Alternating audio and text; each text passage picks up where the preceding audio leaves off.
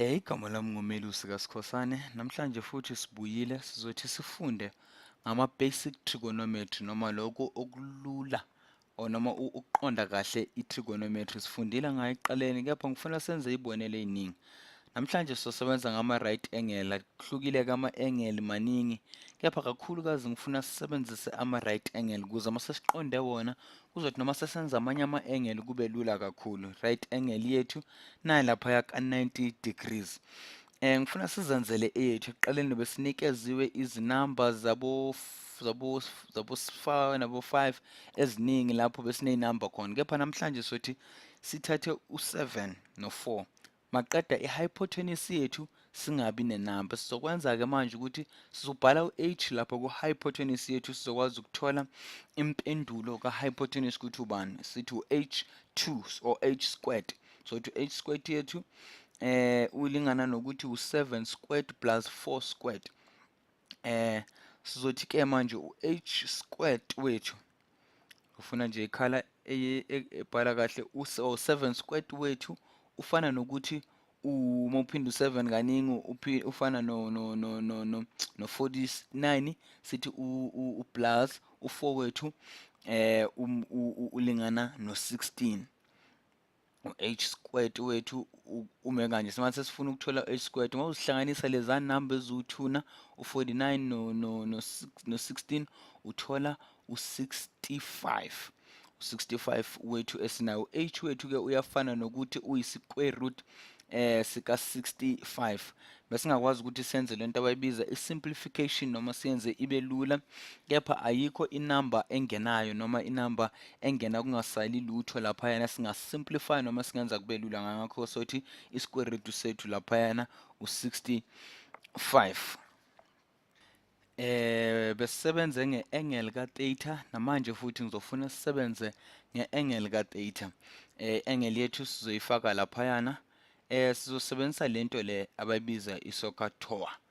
Ngiyayifunda nami esikolweni, ngifundisiwe, iyasiza kakhulu ku-trigonometry. Mawubambe lento esibiza i-concept ka-SOHCAHTOA noma umqondo ka-SOHCAHTOA, kuzoba lula ukuthi uqonde uthole nempendulo kalula eziqondile ze-trigonometry. Asiqale nje ngo-cos, ukuthola u-cos ka-theta. U-cos ka-theta sifuna ukuthola naso sisebenzisa lento yethu ka-SOHCAHTOA.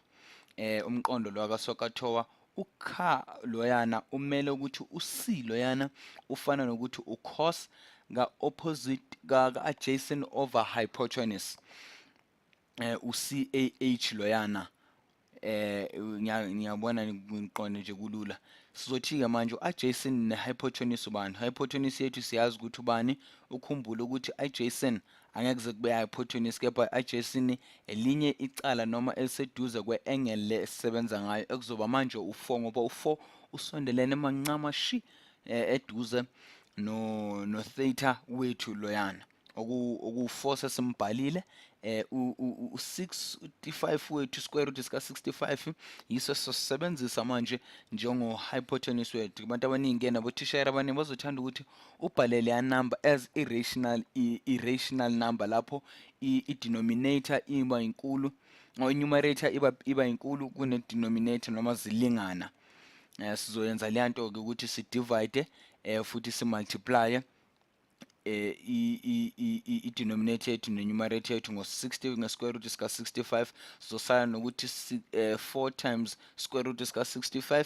Siyafana nokuthi i-denominator yethu isahleli injalo masiyenza o-65 labaya abayi-2.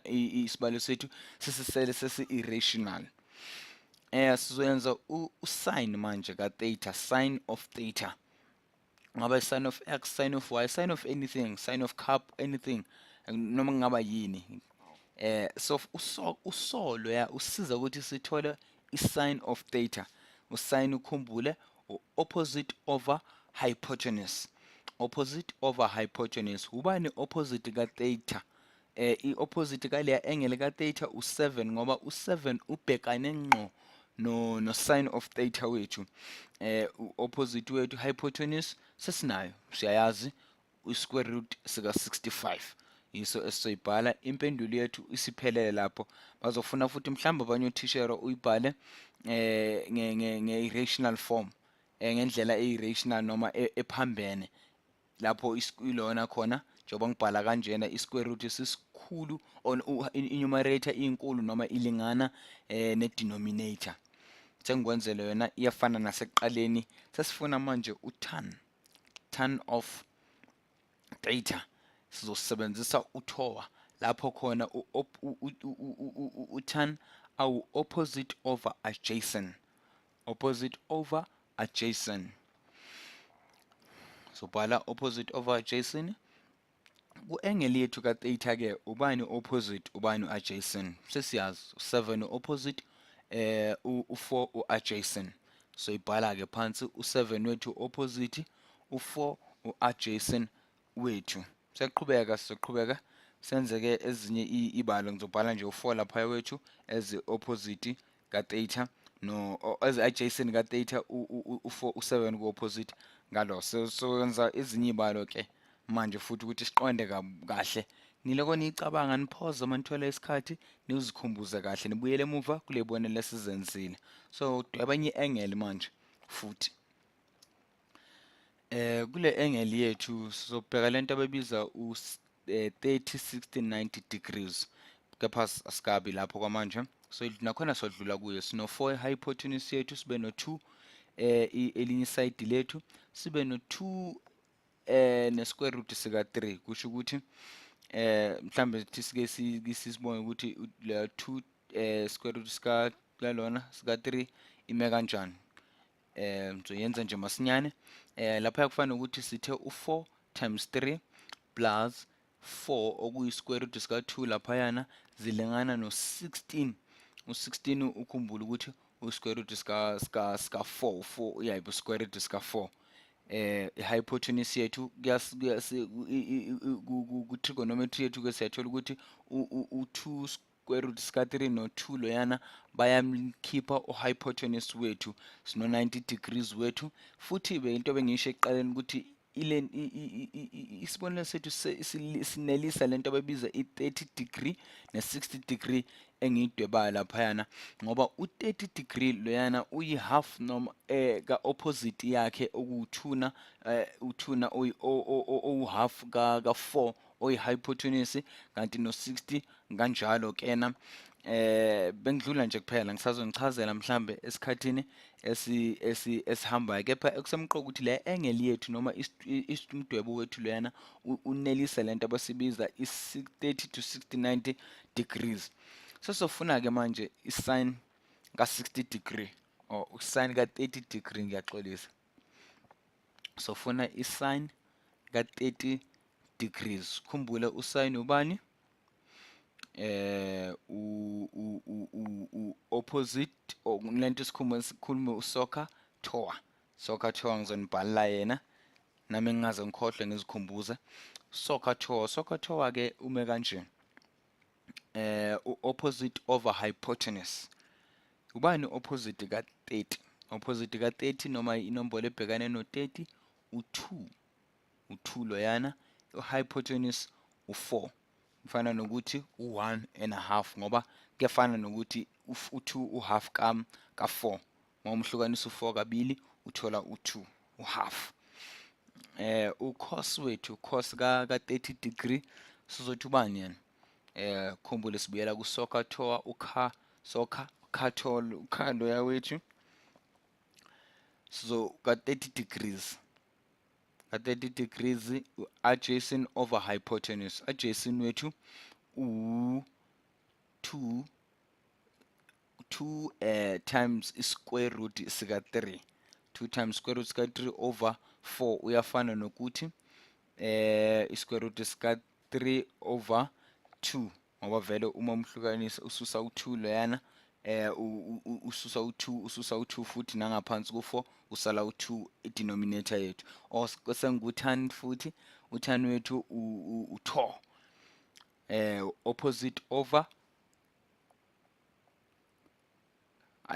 adjacent. Bengilinde ukuthi mhlambe nizosishelo nina ngokwenu mani loko nimamele. U2 opposite wethu nikhumbule ebesinayo ka-30 ka-tan 30 u-2 bese maqeda sasusa u-2 ababili sasala ngo-1 manje laphayana over i-square root sika-3 ime kanjalo ilula. Mase siyenza ke lento ababiza i-rational and irrational fractions sizoyenza ukuthi ibe kanjena u3 abe ngaphezulu no3 abe khona ngaphansi yafana nale ebesiyenze ekuqaleni. Ungakwazi ukuphoza ubheke mawungaqondi kahle uzenzele ngomqondo wakho uqonde kahle. Sesizofuna manje i-angle ka-60 angle ka-60 usin 60 degrees siqala ngo-so opposite over hypotenuse. Opposite ubani? U2 times square root sika 3. 2 times square root sika 3 hypotenuse wethu u4. Umehluko awukho mkhulu kangaka u4 yabo. Ngiyaxolisa u4 laphayana mase sibhala uyafana no square root sika 2 over square root sika 3 over 2 ngoba u2 uma ungena ka u2 laphayana ku4 asuso u2 kusale u2 esina laphaya ku denominator of course sinyazi nani adjacent over hypotenuse umehluko awukho mkhulu kakhulu u1.5